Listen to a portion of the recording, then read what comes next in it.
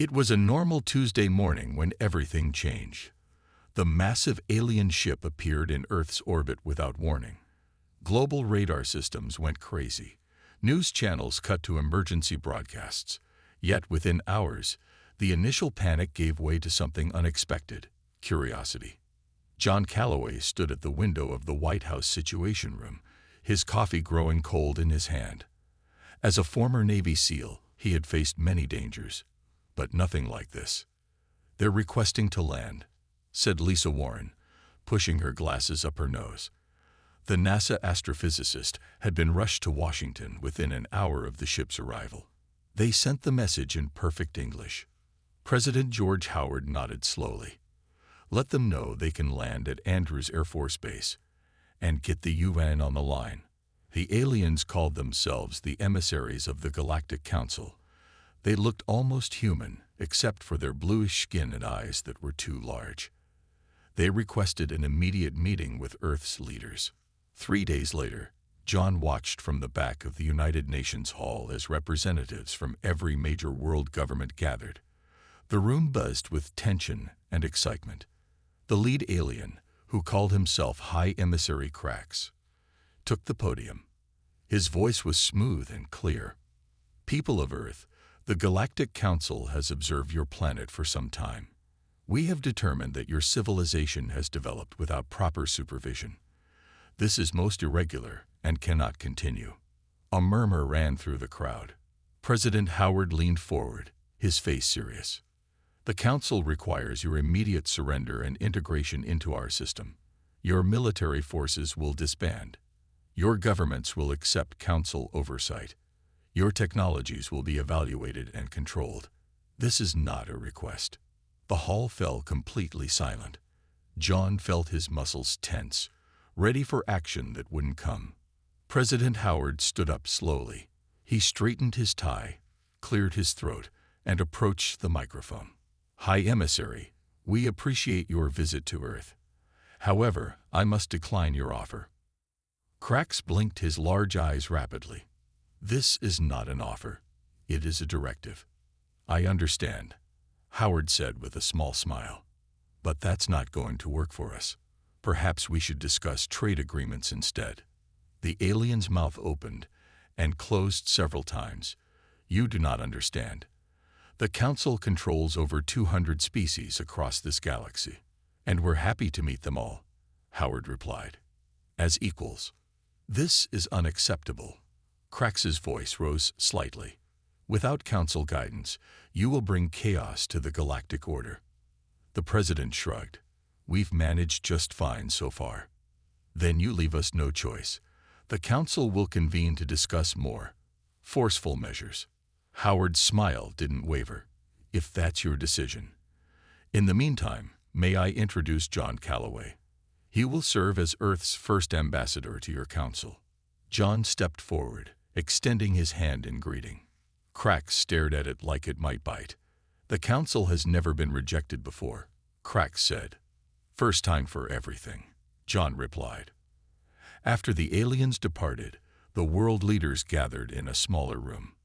"They're going to declare war, aren't they?" asked the British Prime Minister. John nodded. "Almost certainly." "And should we be worried?" asked the German Chancellor. President Howard looked around the room. "They had the technology to cross stars, but they expected us to surrender without question. They've never faced resistance before. They don't know humans very well," John added with a smile. The president laughed. "No, they don't. Alert our military. But there's no need for public panic. Let's see what these council members are really made of." And so, as the alien ship departed Earth's orbit, humanity didn't descend into chaos or fear. Instead, they went about their days, waiting to see what would happen next. The possible end of the world had been announced, and humans simply shrugged. The journey to the Galactic Council headquarters took 3 weeks. John Calloway spent most of that time studying alien languages and customs on the transport ship. He found the food bland and the beds too soft, but he kept his complaints to himself. "We are approaching the Council station," announced the pilot. a tall alien with 4 arms. Please prepare for docking. John looked out the viewing port. The station was enormous, bigger than any city on Earth. It looked like a giant silver wheel spinning slowly in space, with thousands of lights glittering across its surface. Impressive, John muttered. It houses representatives from 218 species, the pilot said proudly. You are the 219th. If they accept us, John replied. The pilot made a sound like quiet laughter. They won't. The docking bay was crowded with strange creatures. Some had multiple limbs, others had scales or fur. Some floated in special tanks filled with liquid. John tried not to stare as he followed his guide through the station. Amanda Mitchell's voice came through his earpiece. How's it looking, John? Back on Earth, she was leading the newly formed Space Defense Initiative.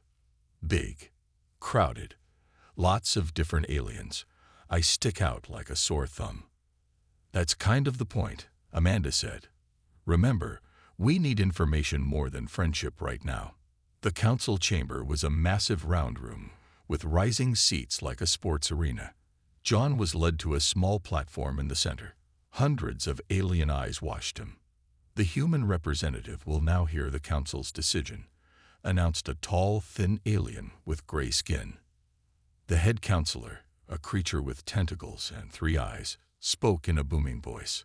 After careful consideration, the Galactic Council has determined that the human species presents an unacceptable risk to galactic stability. Humans have developed without supervision and show dangerous tendencies toward independence and aggression. John kept his face neutral, though he wanted to smile at the word independence being used as a criticism. Therefore, the Council officially declares a state of war against the planet known as Earth, until such time as the humans accept proper integration into the Council system. A murmur ran through the chamber. John waited until the noise died down. May I respond? He asked. The head counselor looked surprised but nodded. Thank you for your clear communication, John said politely. Could I get a copy of that declaration for Earth's records, and perhaps a document explaining the Council's war protocols? Confused whispers spread through the chamber. You do understand, said the head counselor, that we have declared war on your entire species. John nodded. Yes, I understood that part clearly. And you show no fear. John shrugged. I'm just one human. I'm here to listen and learn. After the session ended, John was approached by a blue-skinned alien who introduced himself as Zix Tor. That was unusual, Zix Tor said. Most species beg for mercy when faced with council war. We're not most species, John replied. Zix Tor glanced around nervously. Many in the council fear humans. Your planet's history shows remarkable adaptation and survival skills. You evolved on a death world, by our standards. A death world. Earth? Your gravity is crushing. Your temperature ranges are extreme. Your planet has regular natural disasters. The fact that you not only survived but thrived. Zix Tor shuddered. The dominant council races fear what that means. John considered this information. Has the council ever actually fought a war before? Not for thousands of years, Zix Tor admitted. Most species surrender immediately. That night, John sent a message back to Earth. They've declared war. Suggest we continue as planned. President Howard's reply came hours later. Message received. Defense preparations continuing. How serious is their threat? John thought about Zix Tor's words, about the confusion in the council chamber, about the hundreds of different alien species who had never faced resistance. They talk big, he wrote back, but I'm not sure they remember how to follow through. Let's stay alert, but I don't think we need to panic just yet. Back on Earth, life continued mostly as normal. The war declaration made headlines for a day. Then people went back to their regular concerns. If aliens wanted war, they would have to bring it themselves. 1 month after the war declaration, Lisa Warren sat in her lab at NASA headquarters, studying alien communication signals. On her computer screen, Strange patterns flashed by as the program decoded them. "Got something?" asked Paul Garcia, walking in with 2 cups of coffee. The young engineer had been working day and night on new defense systems. Lisa nodded. "Their ships use a different kind of energy than we thought. If we adjust our shields, we could block their weapons better," Paul finished, his eyes lighting up. He set the coffee down and pulled up a chair. Across the country, life continued with surprising normality. In a Washington, D.C. park, children played while parents chatted about the alien situation like they would discuss the weather. "My cousin says they're building underground bunkers in Nevada," said one woman. Her friend laughed. "My husband works for the Defense Department. He says we don't need bunkers. The aliens aren't as tough as they think." At the Pentagon, Amanda Mitchell led a meeting with military leaders from around the world. A large map of the solar system glowed on the wall screen. "We've placed defense satellites around Earth, Mars, and key points in the asteroid belt," she explained. "Each one works independently. If the aliens knock out one system, the others keep working." "What about their technology advantage?" asked the Russian general. Amanda smiled. "Not as big as they think. Thanks to the signals we intercepted, we understand more about their tech every day. And they've never fought a real war before." Kate Rodriguez, the Secretary of Defense, stood up. "The president wants this kept quiet, but we've already shot down 3 spy drones that entered our atmosphere. The aliens didn't even notice. Their systems don't expect resistance." On television, comedians joked about the war. Late-night shows featured alien impression contests. T-shirts with "The Council declared war, and all I got was this lousy shirt" became popular. Humanity seemed almost amused by the whole situation. In her private lab, Lisa made a breakthrough. "Paul," she called excitedly, "look at this." Paul rushed over. On her screen was data about different alien species in the Council. "Where did you get this?" he asked. "John sent it from the Council station. Look at these biological readings. Most Council species evolved on gentle planets. Low gravity, mild weather, few predators. They're not built for harsh conditions." Paul whistled. "No wonder they're afraid of us. We're space orcs to them." At a diner in Chicago, a news report showed alien scout ships spotted near Jupiter. The customers watched while eating their meals. "You think they'll actually attack?" the waitress asked, refilling coffee cups. An old man shrugged. "If they were going to, they would have done it already. They're just trying to scare us." A young woman looked up from her phone. "My brother's in the new Space Force.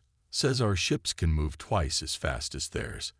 They built for efficiency, we built for combat." In his office, President Howard read reports from around the world. Defense systems were ready. The public remained calm. John's intelligence from the Council station showed growing confusion among the alien species.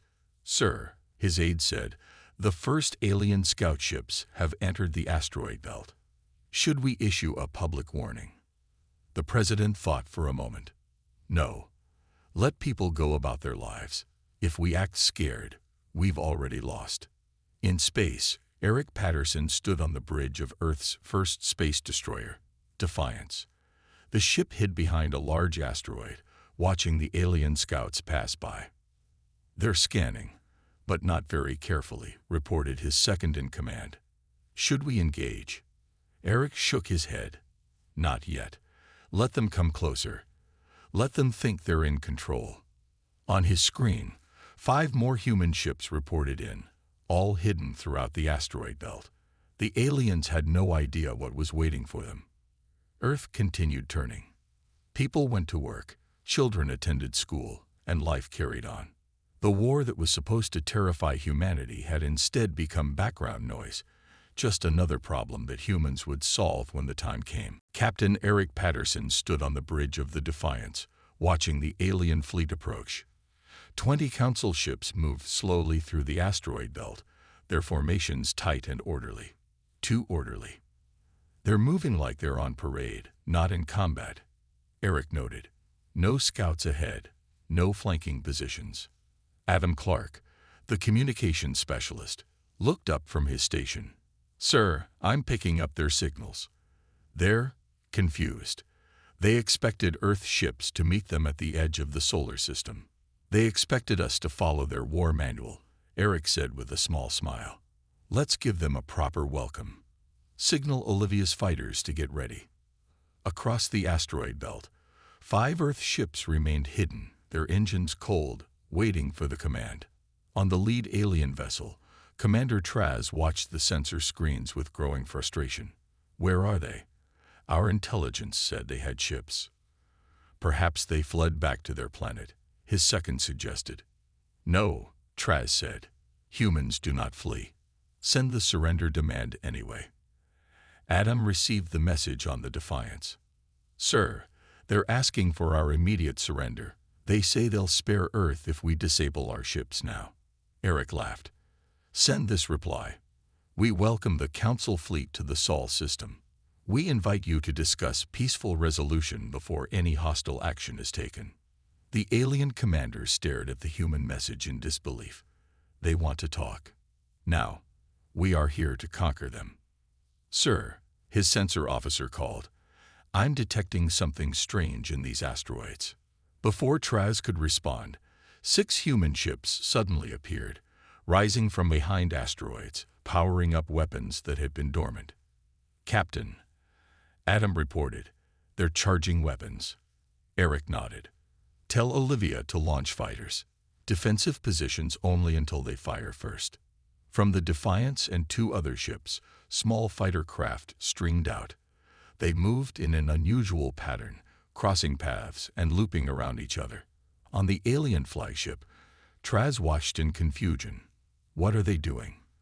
That formation makes no sense." "Sir, energy spikes from the asteroids," his officer shouted.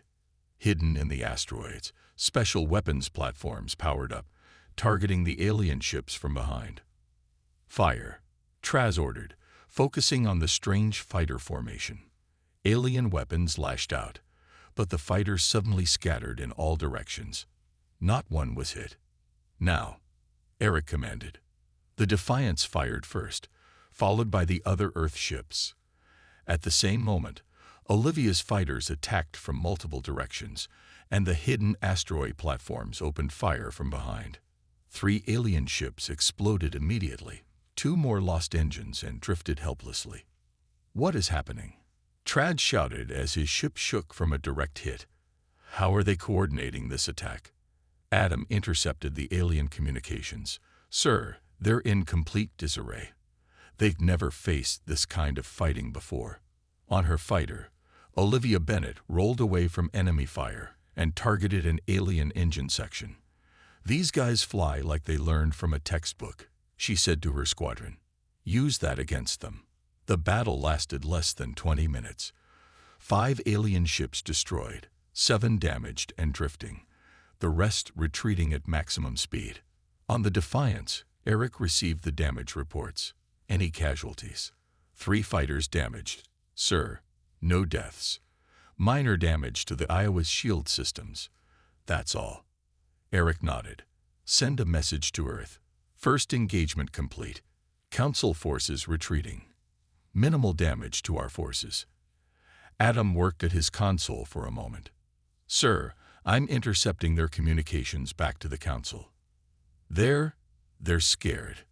They're saying we fight like, and I quote, demons who have studied war as an art form." Eric smiled. "Send another message to the aliens. Tell them we're still open to that peaceful resolution whenever they're ready." Back on Earth, in the White House Situation Room, President Howard received the battle report. The room broke into applause. "Should we announce this to the public?" an aide asked. The president thought for a moment. "Put it on the news, but keep it low-key. Just say we had a successful defense action. No need to celebrate too much. This was just their first attempt." Across Earth, people heard about the victory and nodded with satisfaction before going back to their normal lives. The alien war that was supposed to end humanity had become just another headline, sandwiched between sports scores and weather reports. John Calloway sat in the back of the council chamber, watching the chaos unfold. News of the battle in the asteroid belt had reached the Galactic Council, and many species were in an uproar. "Impossible," shouted a reptilian delegate. "How could primitive humans defeat our advanced ships?" The head counselor banged a gavel-like object. "Order. We must plan our next move carefully." As the session ended, John walked through the station's crowded hallways. He nodded politely to aliens who stared at him with a mix of fear and curiosity. Many now kept their distance from the human representative. Zixtor approached him in a quiet corridor. "Your people fought well," the blue-skinned alien said quietly. "We didn't start the fight," John replied. "No, but you finished it impressively." Zixtor looked around to make sure no one was listening. "Several smaller council races are questioning the wisdom of this war." John raised an eyebrow. "Are they now? Many of us joined the council for protection and trade, not to fight wars against species who just want to be left alone." Back on Earth, UN Secretary General Michelle Sanchez prepared a bold proposal. She met with President Howard in the Oval Office. "The council expects us to either surrender or fight," she explained. "But what if we offer a third option?" The president leaned forward. "I'm listening. We propose joining the council, but as equal members with full voting rights. No oversight, no control over our military or technology." Howard smiled. "They'll never agree to that." "Some won't," Michelle agreed. "But from what John reports, the council isn't as united as they pretend. This could split them." In another part of the council station, Daniel White blended perfectly with the station's maintenance workers. The spy had spent weeks mapping the station and listening to private conversations. In his hidden quarters, he sent an encrypted message to Earth. "Council military command in disarray. Major species arguing about strategy.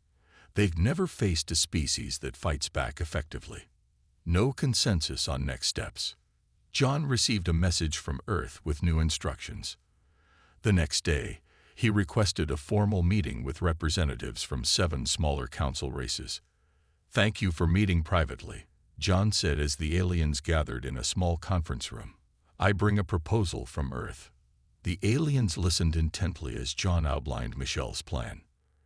"You want to join the council as equals?" asked a furry alien with 4 eyes. "That has never been done." "Maybe it's time for a change," John suggested. "The dominant council races started this war because they fear independence. But what if independence becomes the new model for the council itself?" The aliens exchanged glances. "The current system has worked for thousands of years," said a crystalline being. "Has it?" John asked. "Or has it just kept the same few species in power while the rest of you follow their rules?" On the council's military command station, high-ranking officers from dominant species argued loudly. "We must send our main fleet," insisted a general with spiked skin. "The main fleet hasn't fought a real battle in generations," countered another. "These humans use unpredictable tactics." "They're just primitive apes," shouted a third. "Primitive apes who destroyed 5 of our advanced ships without taking casualties," the second general reminded them. Back in the private meeting room, John concluded his presentation. "Earth doesn't want war. We just want respect and independence. I believe many of you want the same." A small green alien spoke up.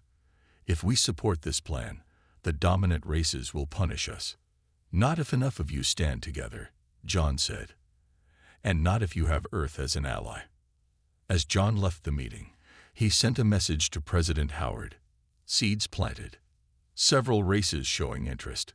Council military planning larger attack, but they're divided and slow." The president's reply came hours later. "Good work. Keep talking. We'll keep preparing." Across the solar system, human ships moved into new defensive positions. On Earth, people went about their lives, watching the stars at night with new interest but little fear. The war that was supposed to terrify humanity had instead become a fascinating diplomatic puzzle that humans were surprisingly good at solving. Amanda Mitchell stood in Earth's primary defense control center, watching the massive holographic display of the solar system. Red dots appeared at the edge of the display, growing in number by the minute. 500 ships, reported her assistant. The Council is sending everything they have. Amanda nodded calmly. Just as John predicted. Alert all defense stations and ship captains. Operation Porcupine is now active. Throughout the solar system, hidden defense platforms powered up. Earth ships moved into position behind moons and asteroids. On Mars, special bases activated shields that made them invisible to alien sensors. In the White House, newly elected President William Nelson addressed world leaders via video conference. The Council's main fleet will reach Earth in approximately 6 hours, he explained. Our forces are ready. This is the moment we've been preparing for. Should we evacuate major cities? Asked the Japanese Prime Minister. No, President Nelson replied. That would cause panic. Our defensive systems will prevent any attacks from reaching the surface. Life should continue as normal. On television and social media, news of the approaching fleet spread quickly. But instead of fear, most people responded with curiosity and determination. In New York City, people gathered in parks to watch the sky. In schools, teachers explained what was happening to their students in simple, reassuring terms. In orbit around Jupiter, Captain Eric Patterson received the alert on the Defiance. All hands to battle stations, he ordered. The big one is coming. Olivia Bennett checked her fighter one last time. Ready to fly, Captain, she reported. Lisa Warren's voice came through the communication system from Earth. Captain, the shield modifications are complete. The aliens' main weapons should be only 30% effective against our defenses now. As the alien fleet approached Mars, their formation was impressive. Hundreds of ships in perfect lines, arranged by size and function. It looked unstoppable. On the Lid Council battleship, Supreme Commander Vexnar addressed his officers. This is the largest fleet assembled in Council history. We will crush these humans and remind the galaxy of our power. His second-in-command looked nervous. The humans have proven unpredictable, sir. They got lucky once. Vexnar dismissed. No primitive species can stand against our full might. The fleet passed Mars and headed toward Earth, weapons charge. Their sensors detected no human ships, no defense systems. Where are they hiding? Vexnar wondered aloud. Then, as the fleet reached the halfway point between Mars and Earth, it happened. Thousands of previously invisible satellites, stations, and platforms around Earth lit up simultaneously. Hidden ships rose from behind the moon. Weapon systems in asteroid bases powered on. Earth had transformed into a bristling fortress of defensive technology. On the Defiance, Eric gave the order. All ships, attack pattern Delta. Fighters launch.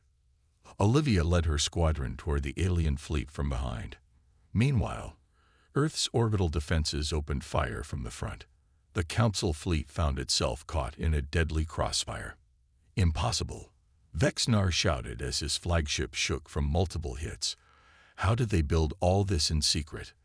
On Earth's Defense Command, Amanda watched the battle unfold. Their ships are powerful, she noted, but they have no tactical flexibility. President Nelson appeared on every communication channel, addressing both Earth forces and the Council fleet. Attention Council forces. This is President William Nelson of Earth. We offer you one chance to withdraw. Continue your attack, and we will defend ourselves with all necessary force. Vexnar laughed at the message. Press the attack. Full power to forward weapons. The alien fleet surged forward, firing everything they had at Earth. Their weapons struck the planet's shields, and mostly bounced off. Lisa's modifications had worked better than expected. Earth's defenses held strong while returning devastating fire. As the battle reached its peak, something unexpected happened. 27 Council ships suddenly broke formation and moved away from the fight. Sir, Adam Clark called from his station on the Defiance. Those ships are from the 7 species John has been negotiating with. They're refusing to fight. The tide of battle had turned. With their perfect formation broken and Earth's defenses holding firm, the mighty Council fleet faced something they never expected: the possibility of defeat. Amanda's voice was steady as she gave her next order: activate the Jupiter defense ring. Behind the alien fleet, massive weapon platforms hidden in Jupiter's orbit powered up, cutting off their retreat. 1 year after the great battle in Earth's orbit, John Calloway stood on the observation deck of the newly built Unity station. The space station floated peacefully above Earth, its wide windows offering a breathtaking view of the blue planet below. "Quite a difference from the Council station," said Zix Tor, joining him at the window. The blue-skinned alien wore the new insignia of the Galactic Cooperative on his uniform. John smiled. Less intimidating, more welcoming. That was the goal. The battle had ended not with Earth's destruction, but with something no one had expected: a stalemate that led to conversation. The Council fleet, trapped between Earth's defenses and the Jupiter defense ring, could neither advance nor retreat. Many ships were damaged, but Earth had deliberately avoided destroying them completely. Instead, President Nelson had opened communication channels and made a surprising offer: "You can't win, and we don't want to destroy you. Let's talk instead." Now delegates from over 50 alien species filled the meeting halls of Unity Station. Some had been part of the original council. Others were species that had stayed neutral during the conflict. All were curious about the humans who had changed the galaxy's power structure overnight. Michelle Sanchez, now serving as Earth's lead diplomat, guided a group of alien representatives through the station's main corridor. "The cooperative operates differently from the council," she explained. "Each species maintains its independence and unique culture. We work together on problems that affect us all." "But who makes final decisions?" asked a tall, insect-like alien. "We vote," Michelle replied. "No species has more power than others, regardless of their technology level or how long they've been spacefaring." In another part of the station, Lisa Warren demonstrated Earth's scientific advances to a group of alien scientists. Many looked impressed, some uncomfortable. "You developed this shield technology in just months?" asked one. Lisa nodded. "We're good at adapting. That's how humans have always survived." The main event of the day was the signing ceremony for the new Galactic Cooperative Charter. The Great Hall was packed with representatives from dozens of worlds. President Nelson stood at the center podium. "1 year ago, the old council declared war on Earth," he began. "They expected us to either surrender or be destroyed. Instead, we showed there was another way." He gestured to the alien delegates. "Today we build something new together. Not an empire or a hierarchy, but a true cooperative of independent species." The first to sign was Zix Tor, whose homeworld had led the rebellion against the old council. Next came representatives from Earth, then many others. As the ceremony concluded, John found himself alone with Zix Tor near the observation window again. "You never seemed worried," Zix Tor observed, "even when we declared war with our overwhelming force." John smiled, looking down at Earth. "Humans have been preparing for alien invasions in our stories and movies for centuries. When you actually arrived, we had already imagined 1,000 different scenarios. But how could you be so calm about possible extinction?" "Because we knew that any species advanced enough to travel between stars would also be capable of reason," John explained. "We just needed to survive long enough to start the conversation." Zix Tor made a gesture of respect with his four-fingered hand. "The old council wanted everyone to be the same. You've shown us something better, how to be different together." Below them, Earth continued its peaceful spin. The planet that had once been threatened with destruction was now becoming a center for galactic diplomacy and cooperation. Humans had faced the greatest threat in their history and responded not with fear, but with a shrug and a handshake.